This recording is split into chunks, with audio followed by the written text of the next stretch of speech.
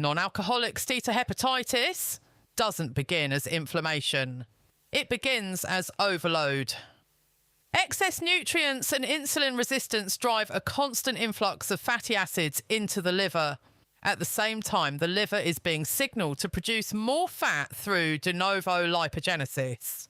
What should be a tightly regulated rhythmic process becomes continuous and unrelenting.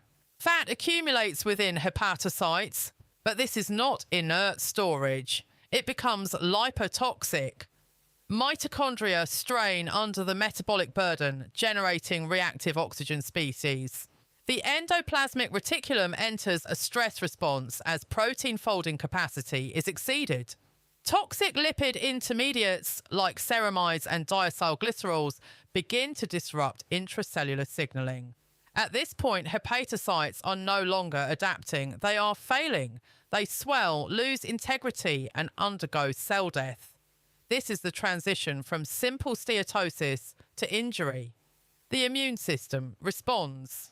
Kupffer cells, the liver's resident macrophages, activate and release inflammatory cytokines such as TNF-alpha, IL-6 and IL-1 beta.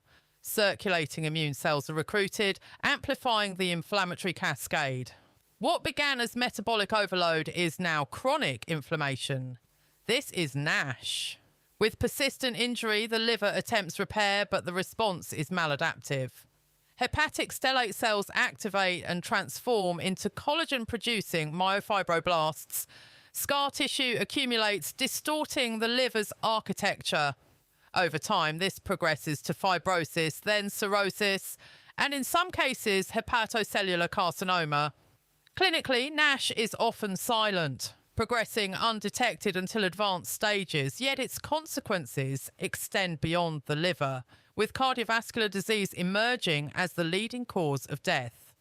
Therapeutically, this is not a single node problem. Weight loss reduces the upstream metabolic burden. Agents like semaglutide improve insulin sensitivity and reduce hepatic fat. Newer therapies like resmetirom directly enhance hepatic lipid metabolism, but no single intervention fully restores balance. Because NASH is not just a disease of fat, it is a disease of lost coordination. The liver is being asked to store, produce and process energy simultaneously.